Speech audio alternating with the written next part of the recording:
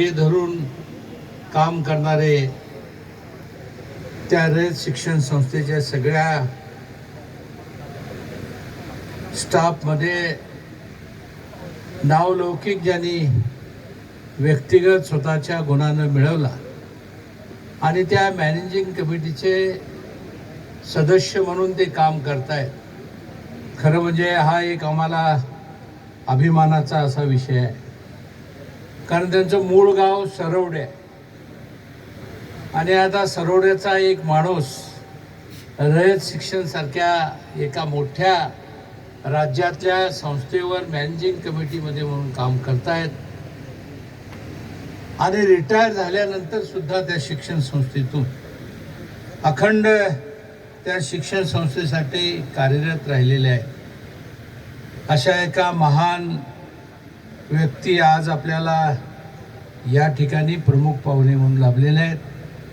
मी मनापासून संस्थेच्या वतीनं, या संकुलाच्या वतीनं प्राध्यापक संभाजीराव पाटलांचं स्वागत, अभिनंदन आणि शुभेच्छा त्यांना देतो. आणि या महाविद्यालयाचा नावलौकिक वाढवण्यासाठी ज्या ज्या विभाग प्रमुखांनी अपार कष्ट घेतले त्या सर्व प्राध्यापकांना, सर्व शिक्षकांना त्यांचं मी कौतुक करतो, अभिनंदन करतो.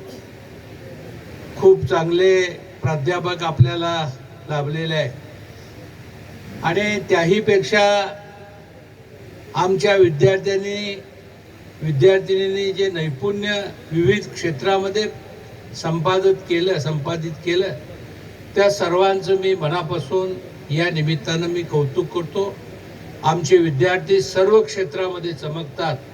दूध साखर विद्यानिकेतनचे खरं म्हणजे या महाविद्यालयाच्या स्थापनेमध्ये संस्थेच्या काही प्रचंड मोठ्या अपेक्षा होत्या आणि त्या आता साकार होत्याचं चित्र आपल्याला बघायला मिळते.